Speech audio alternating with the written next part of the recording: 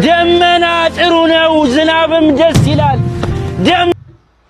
እንግዲህ ዝም ማለት ከገዳዮች ጎን ሁሉ ጊዜም ቢሆን ህዝብ ተደራጅቶና አስቦ በሌላው ህዝብ ላይ ሊፈጽም የሚችል ስህተት የለም ባለፉት 5 ዓመታት በሚሊዮን የሚቆጠሩ ዜጎች ህይወታቸውን ተነጥቀዋል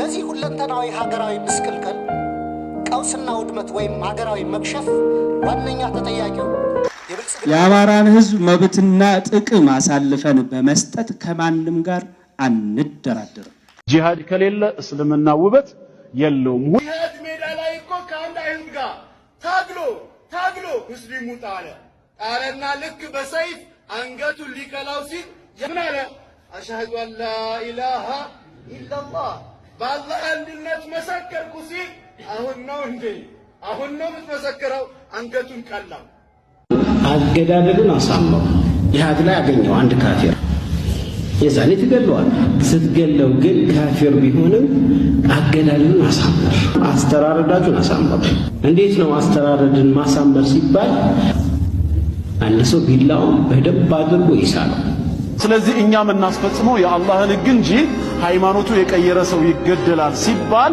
አንድ ሃይማኖት ጉባኤ ወይ አንድ መስጂድ ኢማም ያወጣው ህግ አይደለም በኦሮሚያ ክልል አርሲ ዞን ሄደን በመናይበትና በመናጣራበት ሰዓት ከተጎጂ ቤተሰቦችና ካነጋገርናቸው ሰዎች በተሰጠ ምላሽ ይህን የፈጸሙት ራሳቸውን ፋኖ ናቸው የሚል ምላሽ ተገኝቷል የችግሩ ተጋላጮች ሁሉንም ያሳተፈ ማለትም አባገዳዎችን አደስንቄዎችን እንዲሁም ሙስሊሙንም ሆነ የኦርቶዶክስ እምነት ተከታዩን እና ሌሎችንም የክርስትና እምነት ተከታዮችንም ጭምር የጎዳ ጉዳት መሆኑ ተገልጾልናል ወንድ ይሆን ከየትኛውም ቦታ ያለ ወሬውን ተወውና ና ወደድክም ጠላህም አባ አብርሃም ያለው አገሩ ላይ ነው ቢናገርም አገሩ ላይ ነው ለዛውም በሚፈለገው ፊት ነው አንድ ሰው እንደኛ የሚባለው ኃላፊነቱን ዘነጋ የሚባለው ሞት ፈርቶ ሸሽቶ ሀገረ ስብከቱን ጥሎ እኔ ፊት ለፊት እመራለሁ እንዳንተ ተደብቄ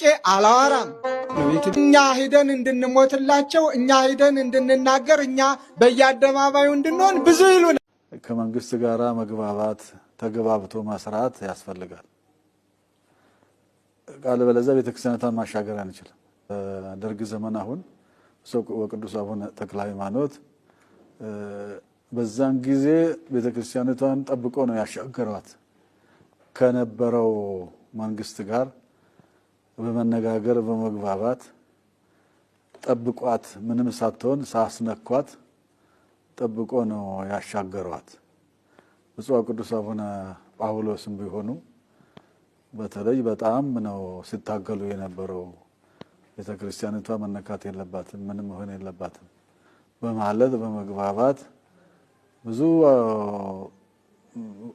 ጥቅም ለቤተክርስቲያን አስገኝቷል ሁለተኛው የግሪክ ልብስ የለበሰውን ወሮ በላ ሁሉ አባት እያሉ የተከተሉ መጥፋትን የምናቆምበት ጊዜ አባትን በግብሩ አባትን በክህነት ክብሩ እንጂ በምልክቱ ማንከተልበት ጊዜ የደረሰ ይመስለኛል ስለዚህ እህታችን ወጥቶ መናገር አማራ ሆኖ መወለድ ግድ አይደለም ሰው መሆን ብቻ በቂ ነው እንደ ዜጋ እንዳንድ ኢትዮጵያዊ ይሄ ነገር በጣም ቀፋፊ ነገር ነው እንደ ሀገርም ውድቀት ነው እናት እንዴት ሆና ይሆን በመድኃኔዓለም ስታስቡት እናት ወላድ እንዴት ሆና ይሆን ልጇ ጡቷ ተቆርጦ ቆዳዋ ተገፎ ተዘራ ስታት እንዴት ሆና ይሆን እንዴት እንደሚቀፋ አይታችሁታል ወይ ነግበኔ እኮ ነው ይሄ ነገር ነገ እኮ ሁላችንም ላይ ሊደርስ የሚችል ነገር ነው ይሄንን ነገር ሁላችንም በአንድነት ወጣን የምንቃወመው ነገር እንጂ ይሄ ፖለቲካ ኢሹ ሊሆን አይችልም እኛም ኦርቶዶክሳውያን እየበላን ያለው ፖለቲካው ነው ሰላም የተወደዳችሁና የተከበራችሁ የመሮታ ቤተሰቦች በያላችሁበት ሰላም እግዚአብሔር ከናንተ ጋር ይሁን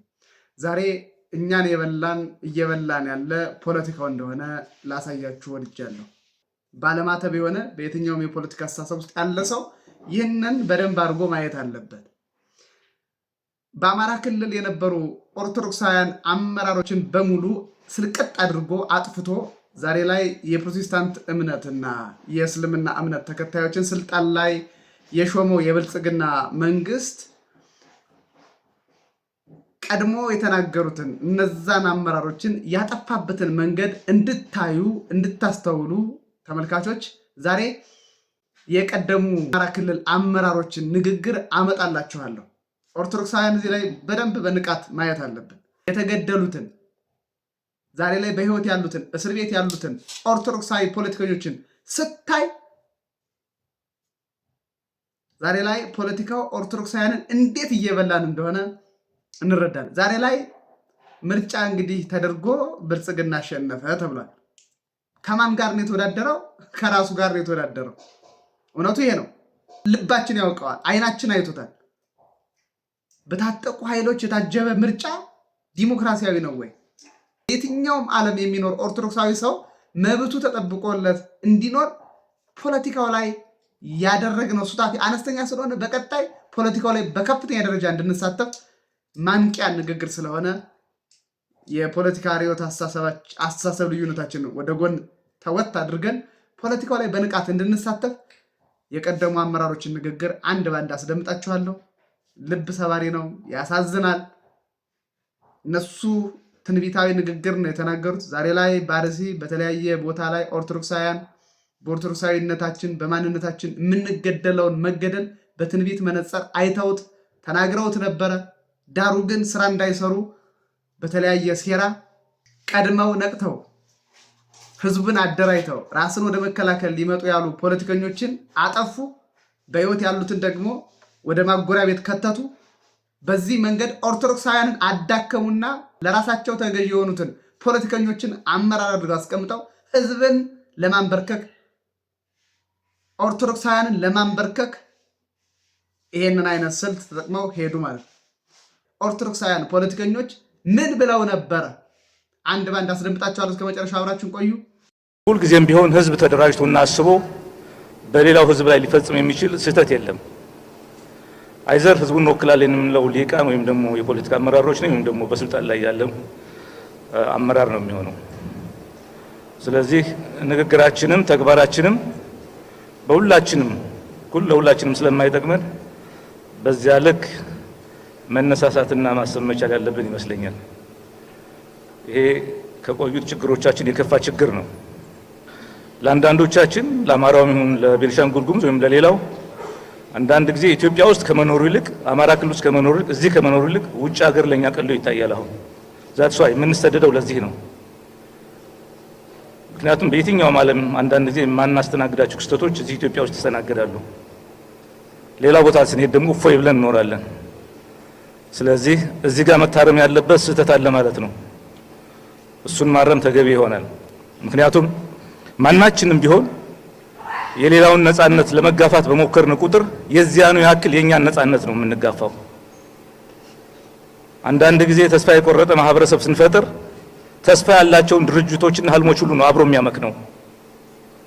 ስለዚህ ተስፋ የቆረጡ ወጣቶችን የተማሩ ወንድሞቻችን በምንም ይሁን በምን በታሪክ አጋጣሚ የተገናኙቻቸው ወገኖቻችን በሙሉ አቅፎ የሚይዝ የሚያስተባብር ሁኔታ መፍጠር በእጅጉ ጠቃሚ ነው። ዘረኝነት ከልኩ በላይ ዘረኝነት ፈልቷል። ዜጎች በገዛ ሀገራቸው ነፃነት ተሰምቷቸው በየትኛውም ቦታ በነፃነት ተንቀሳቅሰውና አምርተው መኖር የማይችሉበት ሁኔታ ተፈጥሯል። ከዚህ ከገባንበት ቅርቃር መውጣት አለብን ብለን ታግለናል። ትክክል ነን። የተከበሩ አቶ ክርስቲያን ታደለ። አመሰግናለሁ። የተከበሩ አፈ ጉባኤ፣ እንዲሁም ክቡር ጠቅላይ ሚኒስትር በመካከላችን ተገኝተው የመንግስቱን የ6 ወራት ሪፖርት ለማቅረብና ከተከበረው ምክር ቤት አባላት ዘንድ ለሚቀርቡለት ጥያቄዎች ምላሽና ማብራሪያ ለመስጠት በመካከላችን ስለተገኙ አመሰግናለሁ። አንዳንድ የስነ ስርዓት ጥያቄዎችን ግን ማቅረብ ፈልጋለሁ።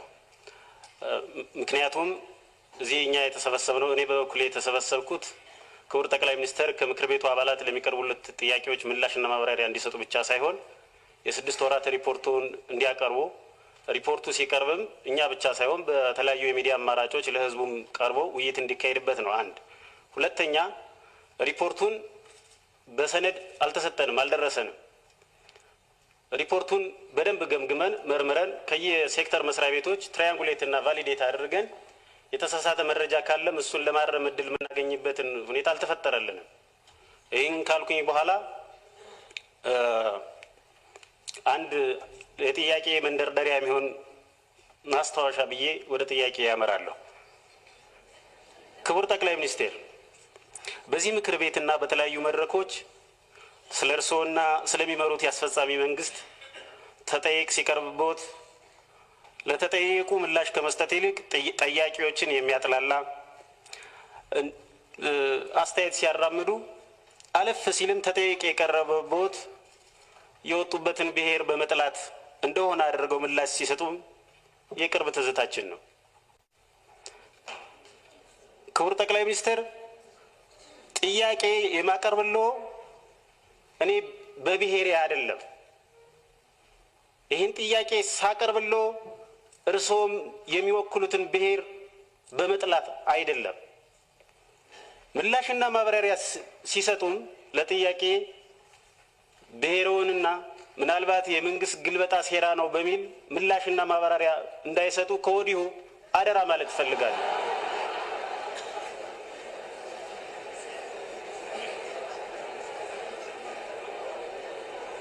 አመሰግናለሁ። ወደ ጥያቄ አመራለሁ። የዜጎችን ደህንነትና የሀገርን ሉዓላዊነት መጠበቅ ዝቅተኛ የመንግስት ኃላፊነት ሆኖ ሳለ ዜጎች በማንነታቸው ምክንያት በመንግስት የጸጥታ ኃይሎች ይገደላሉ፣ ይፈናቀላሉ፣ ቤታቸው ይፈርሳል፣ ንብረታቸው ይወድማል። የሀገር ሉዓላዊነትን በሚዳፈር መልኩ የጎረቤት ሀገራት ሰራዊቶች በኢትዮጵያ ሰሜን ምዕራብና ደቡብ ምዕራብ ወሰኖች በርካታ ኪሎ ሜትሮችን ዘልቀው በመግባት ወረራ ፈጽመዋል። ይሄ ቀደም ሲል ከኔ የቀደሙ የተከበሩ የምክር ቤት አባላትም በጥያቄ መልክ ያቀረቡት የኢትዮጵያ ሰብአዊ መብቶች ኮሚሽንም በሪፖርቱ ደጋግሞ በመንግስት የጸጥታ ኃይሎች ስለሚገደሉ ዜጎች ስለሚፈጸሙ የሰብአዊ መብት ወንጀሎች፣ መፈናቀሎች፣ ግድያዎች፣ ቤት መፍረሶች በሪፖርቱ ያቀረበው ነው። አሁን ላይ ባለው ተጨባጭ ሁኔታ የዜጎች ደህንነትና የሀገር ሉዓላዊነት ዋነኛ ስጋት ምንጭ ሆኖ የምናየው እርስዎ የሚመሩት መንግስትን ነው። እርስዎ በአፎ ኢትዮጵያ አትፈርስም ቢሉንም በተግባር ግን ኢትዮጵያና ኢትዮጵያዊነት በመንግስቶ እየተናዱ ነው። የበርካታ ሀገራት መሪዎች መሰል ኃላፊነትን በወጉ ያለመወጣት ጉድለት ሲያሳዩ ህዝብን ይቅርታ ጠይቀው ስልጣናቸውን ሲለቁ ይታያል። በሀገራችንም የቀድሞ ጠቅላይ ሚኒስትር ክቡር ኃይለማርያም ደሳለኝ ተመሳሳይ ህዝባዊ ተጠይቅ ሲቀርብባቸው ስልጣን መልቀቃቸውን እናስታውሳለን። እርስዎም ወደ ስልጣን የመጡት በዚሁ ተጠይቅ ምክንያት ነው። እርስዎስ ስልጣንዎን በመልቀቅ የመፍትሄው አካል ለመሆን አላሰቡም ወይ? በሰብአዊነት ላይ በተፈጸሙ እንዲሁም በማንነት ተኮር የዘር ማጥፋት፣ የዘር ማጽዳትና የማንነት ማሳሳት ወንጀሎች ተጠያቂ ለመሆን ምን ያህል ዝግጁ ነዎት? አመሰግናለሁ። የአማራ ህዝብ በተሳሳተ የታሪክ ትርክት እንደ ጠላት እንደ ጨቋይ ተደርጎ ሲሰራበት ኑሯል። የታሪክ ትምህርት ምን አለ? አሁን የተመነከነከ አይደለም እንዴ? የተመነከነከ ነው። ቅጥ የጠፋበት ነው። በእኔ እምነት እንደዛ ነው። እንደገና ሪክራፍት ሪራይት መደረግ ያለበት እንጂ አሁን ባለው ታሪክ ትውልድን በእውነት መገንባት የሚቻል አይደለም። ለዛ ነው ድብልልቅ ብሎ የቀረበው። ጥያቄዎቹ ክርር ያሉ ነው የነበሩት። አንድ ሰው የጠየቃቸው ጥያቄዎቹ ይቅረቡ አይቅረቡ ነው ያላወኩም። በሚዲያ ክርር ያሉ ጥያቄዎች ናቸው። አንዳንዶቹን በአግባቡ መለስ፣ አንዳንዶቹን ተውናቸው፣ አንዳንዶቹን ደግሞ ህገ መንግስቱን አነበብ ነው። አዲስ አበባ ላይ የተነሳው እኮ ውዝግብ በልዩ ጥቅም ምክንያት አይደለም፣ በባለቤትነት ምክንያት ነው። አዲስ አበባ የኔ ነው የሚል ጽንፈኛ ኃይል ተፈጠረ። ይህንን ደግሞ አንቀበልም ብለን አቋም የያዝነው እኛ ነን። አዲስ አበባ የአዲስ አበባዎች። ጥያቄን እንደሚከተለው በንባብ አቀርባለሁ። ጠቅላይ ሚኒስትር አብይ ወደ መንበረ ስልጣን ከወጡበት ከመጋቢት 2010 ዓ.ም ጀምሮ እየተወሳሰቡ የሄዱት የሀገራችን ፖለቲካዊ፣ ኢኮኖሚያዊና ማህበራዊ ችግሮች አሁን ላይ ወደ ሁለንተናዊ ቀውስ መሸጋገራቸውን መሸፋፈን በማይቻልበት ደረጃ ላይ ደርሰዋል። ብልጽግና መራሹ መንግስቶ የኢትዮጵያን ህዝብ በሰላም ወጥቶ የሚገባበት፣ ነጋዴው ከቦታ ቦታ ተንቀሳቅሶ ሰርቶና ነግዶ የሚኖርበት፣ ገበሬው ምርጥ ዘርና ማዳበሪያ በወቅቱ አግኝቶ አርሶ የሚበላበት እንዲሁም ከተሜውን የሚቀበልበት ሁኔታ መፍጠር አልቻለም። የኢትዮጵያ ህዝብ በችጋር እየተጠበሰ በረሃብ እየተሰቃየ ነው። የኑሮ ውድነቱ በዝቅተኛ የኢኮኖሚ ደረጃ ላይ የሚገኘው ወገናችን ከእጅ ወደ አፍ የነበረውን ኑሮውን እንኳ መግፋት ወደማይችልበት ደረጃ ደርሷል። ኢኮኖሚው ታሟል። መካከለኛ ነዋሪ የነበረውም ተመቶ ወደ ድህነት ወለል ወርዷል። ስራ አጥነት ተስፋፍቷል። የሀገራችን የነገ ተስፋ የሆኑ ወጣቶችም አገራቸው ውስጥ ተስፋ በማጣታቸው ስደትን ብቸኛ ምርጫ አድርገውታል። ዜጎች በጸራራ ፀሐይ ይታገታሉ። በሚሊዮን ብር ይጠየቅባቸዋል። የመንግስት የጸጥታ መዋቅር በተለይም ፖሊስ ደግሞ አማራዎችንና የአማራ ልሂቃንን የአማራ ህዝብ ጥያቄዎችን በማንሳታቸውና መንግስትን በተለያየ መንገድ በመተቸታቸው ብቻ የፈጠራ ወንጀል እየተሰጣቸው በማንነታቸው በጅምላ ይታሰራሉ፣ በጅምላ ይከሰሳሉ። ፍርድ ቤትም ነፃ ሲላቸው ፖሊስ ግለሰቦችን አስሮ ያቆያል። የኢትዮጵያ መልካ ፖለቲካ በሙሉ ያዳረሰ በሚባል ደረጃ ሀገራችን ሁሉም አካባቢዎች የደም ምድር ሆነዋል።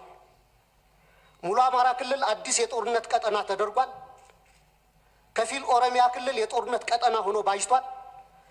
ትግራይ፣ አማራና አፋር ፋይዳ ባልነበረው የብልጽግናና የህወሓት የስልጣን ጦርነት ምክንያት ደቋል። ቤንሻንጉል፣ ጋምቤላ፣ አብዛኛው የደቡብ ኢትዮጵያ አካባቢዎችም ከሌሎች የተለየ አይደለም። በማህበራዊ ዘርፉም ቢሆን ወንጀል ተበራክቷል። ከ200 ሺህ በላይ ሰዎች ወይም ዜጎች በመንግስት ቤታቸው ፈርሶ ጎዳና ላይ ወድቋል። እንደ ብልጽግና ሹማምንት አባባል ህጋዊ ድሃ ተደርገዋል።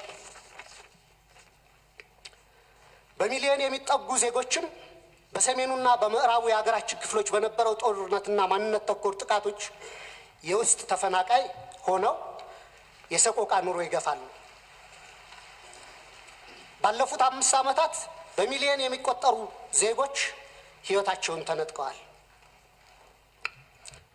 ለዚህ ሁለንተናዊ ሀገራዊ ምስቅልቅል፣ ቀውስና ውድመት ወይም ሀገራዊ መክሸፍ ዋነኛ ተጠያቂው የብልጽግና መራሹ መንግስትና የእርሶ የወደቀ አመራር ወይም ፌልድ ሊደርሽፕ ነው። ገዢው ፓርቲ በነቢብ ብልጽግናን አመጣለሁ እያለ ቢብል ቢገዘትም በተግባር ለኢትዮጵያ ህዝብ ያመጣለት ግን ጉስቁልና ሆኗል። ብልጽግና አገርን ከቀውስ ማውጣት ካልቻለና ዋነኛ ተቃዋሚ ፓርቲዎችም የብልጽግና ወይም ያገዛዙ አገልጋይ በመሆናቸውና የችግሩም አካል በመሆናቸው ከፓርቲዎቹ የሚጠበቅ መፍትሄ አይኖርም። ክቡር ጠቅላይ ሚኒስትር፣ ለወደቀው የእርሶና የብልጽግና ፓርቲው አመራር መፍትሄው ምንድን ነው? የሀገራዊ ቀውስ መፍትሄ አፈላላጊ ጉባኤ እንዲዘጋጅ አድርገው ሳይረፍድ ለሀገራዊ ቀውሱ መፍትሄ መላ ቢበጅ አይሻልም ወይ? እንደኔ እንደ አንድ የህዝብ ተወካይነቴ ብልጽግና ፓርቲ መራሹ መንግስትም ሆነ ፓርላማው አገራችን ከገባችበት የፖለቲካ ቅርቃር ወይም ፖለቲካል ዴድሎክ ማውጣት ስለማይችሉ ስልጣኑን ለጊዜያዊ ሲቪል አስተዳደር እንዲያስረክቡ የህዝብ ተወካዮች ምክር ቤት አባላትም በኢፌድሪ ህገ መንግስት አንቀጽ 60 ንዑስ አንቀጽ 1 መሰረት በምክር ቤቱ ፍቃድ ምክር ቤቱን እንዲበትኑና ለአዲስ ምርጫ መንገዱን እንዲጠርጉ መጠየቅ እፈልጋለሁ። አመሰግናለሁ። የቀረቡ ክሶች አሉ ብልጽግናን በሚመለከት እና መንግስታችንን በሚመለከት የቀረቡ ክሶች አሉ። ደመና ጥሩ ነው፣ ዝናብም ደስ ይላል። ደመና ጥሩ ነው፣ ዝናብም ደስ ይላል። ደም መና ሲሆን ግን ደም መና ሲሆን ግን በጣም ያሳዝናል። በጣም ልቤ እንዳዘነ አይቀርም አይኔ እንዳነባ አይዞባ እንዳጣ ምስኪን ሆዴ እንደባባ የኔ ጋዛ ያያለው ጨለማው ነግቶ ሁሉን አልፋለሁ በእግዚአብሔር ጉልበት ጸንቶ። እንግዲህ ዝም ማለት ከገዳዮች ጎን መቆም ስለሆነ መተናል። እንግዲህ ለሟቾች ነፍስ ይማር ነው። እንግዲህ ተራቸው ደርሶ የሚሞቱ ሰዎች ዛሬ ንጹሃን ሰዎችን ጨፍጭፈዋል። እንግዲህ ያው የምናውቀው ነገር ነው። ቤተክርስቲያን ተቃጥላለች። እንግዲህ ለማን ቤት እንደሚባል አይታወቅም። ነገር ግን ዝም ማለት ልክ ስላልሆነ እውነት የሚሰማ ፈጣሪ አለ፣ የሚያይ ፈጣሪ አለ፣ የሚፈርድ ፈጣሪ አለ። ማንም ጽዋውን ሳያወራርድ ማንም የሰራውን ስራ የበደለውን በደል ሳይክስ ወደ ላይኛው ዓለም እንደማይሸጋገር እንደ ክርስቲያን አምናለሁ። ስለዚህ ቅጣታቸውን ይቀበላሉ እናምናለን። ነገር ግን እየተጎዳ ነው እና መቼ ነው የሚያበቃው? የወገን ሞት መቼ ነው የሚያበቃው? መርጦ አልቃሽ ትባላለህ ስትናገር። አትግደሉን ነው ሌላ አይደለም። እንደ አትግደሉንም አትበል የሚባልበት ሀገር ላይ ነው ያለው። ልክ አይደለም ይሄ። አሁንም እንላለን አትግደሉን። አሁንም እንላለን ወገኖቻችንን አታጥቁብን። ለዛው ንጹህ አርፎ የተቀመጡ ወገኖች ምንም የማያውቁ ፈጣሪያቸውን የሚያመልኩበት ቤተክርስቲያን ተቃጥሏል። እዚህ አሁንም ኢትዮጵያን ወገኖቻችንን አትንኩብን፣ አትግደሉብን እባካችሁ ገዳዮች፣ ተራችሁ ደርሶ ትሞታላችሁ። ይሄ ሀቅ ነው። እዚህ አንዲት ሀገር አለችን፣ ተስማምተን እንኑር። የሚሻለን እሱ ነው። እስከ መቼ ድረስ እሪ እያለን፣ እስከ መቼ ድረስ እያለቀስን፣ እስከ መቼ ድረስ ነፍስ ይማር እያለን እንኑር? አሳዛኝ ነው በእውነት። አሁንም ነፍስ ይማር፣ ሌላ ምንም አንልም። ተራችን እስኪደርስ ነፍስ ይማር። እንደዚህ ቀድመው የነቁ ኦርቶዶክሳዊ ፖለቲከኞችን የማጥፋት ስራውን ከፈጸመ በኋላ የመንግስት እንደምታዩት እንግዲህ ዛሬ ላይ ለነዚህ በየቦታው ለሚወድቁ ኦርቶዶክሳውያን ድምጽ የሚሆን ፖለቲከኛ የለም። በማንነታቸውና በሃይማኖታቸው ስለሚገደሉ ኦርቶዶክሳውያን ድምጽ የሚሆን ፖለቲከኛ ዛሬ ላይ አታገኙ። አንድም ፖለቲከኛ የለም። ከዚህ አንጻር አቅደን አስበን እንስራ። እንደ ናግራን ህዝብ እንዳንጠፋ፣ በአረብ ምድር እንደጠፉ ክርስቲያኖች እንዳንጠፋ አንድ ላይ ድምጽ እንሁን። ድምጽም ከመሆን አልፈን እንደራጅ። ማንንም መጠበቅ አይጠበቅብንም። ራስን የመከላከል ኦርቶዶክሳዊ መብት አለን። በተለያየ መንገድ ስለ ኦርቶዶክሳዊነታችን ማሰብ አለብን። እግዚአብሔርን በጾምና በጸሎት እየጠየቅን ራሳችንን ከፈጣሪ በተጨማሪ የመጠበቅ መብቱ ስልጣኑ ስላለን ራሳችንን ጠብቅ፣ እንደራጅ። ያልተደራጀ ህዝብ ይበላል፣ ይጠፋል። ሰላም።